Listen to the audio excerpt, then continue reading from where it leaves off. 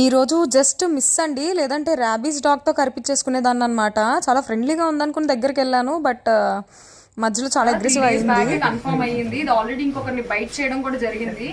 చాలా మంది vaccines dogs విషయంలో నెగ్లెక్ట్ చేస్తారు. అలాంటివి చేయడం వల్ల ముఖ్యంగా ఇలాంటి కండిషన్స్ అయితే ఉంటాయన్నమాట. సో దయచేసి ఎవరైనా పెట్ లవర్స్ డాగ్స్ ని పెంచుకునే వాళ్ళు ఉంటే కొంచెం వాటిని జాగ్రత్తగా భద్రంగా ఉంచాల్సిందిగా కోరుకుంటున్నాము. గతంలో కూడా ఒక జర్మన్ షెఫర్డ్ కి ఇలాగే ర్యాబీస్ వస్తే దాన్ని అయితే రెస్క్యూ చేసాము, కానీ అది ఎక్కువ కాలం బ్రతకలేదు. ఈ లాబ్రడార్ ని కూడా ఎక్కడైనా సేఫ్ ప్లేస్ లో పెడదాం తను చనిపోయేదాకా అని అనుకున్నాం, కానీ అసలు అది దగ్గరికే రానివ్వలేదు. డాక్టర్ కూడా 2-3 days లో చనిపోతుంది అన్నారు. సో చనిపోయేదాకా దానికి కొంచెం స్పేస్ ఇవ్వాలనుకున్నాం మేము. ఏదైనా ప్రాణి పుట్టడం చావడం అనేది దేవుడి చేతిలో ఉంటుందన్నమాట. అది దానికి అలా రాసిపెట్టుంటే అలాగే జరుగుతుంది. మనం కాపాడడానికో వాటిని భద్రపరచడానికో ప్రయత్నం చేయాలి, కానీ ఇలాంటివి వచ్చాయని చెప్పేసి వాటిని చంపడానికి అయితే మనం ట్రై చేయకూడదు. సో మేము దాన్ని ఐసోలేట్ అయితే చేసామన్నమాట.